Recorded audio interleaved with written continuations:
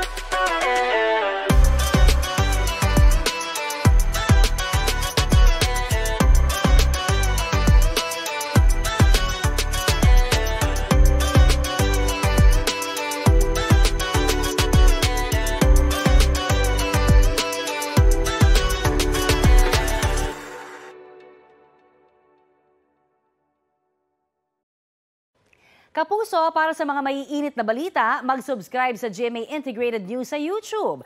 Sa mga kapuso naman abroad, subaybayan nyo kami sa GMA Pinoy TV at sa www.gmanews.tv.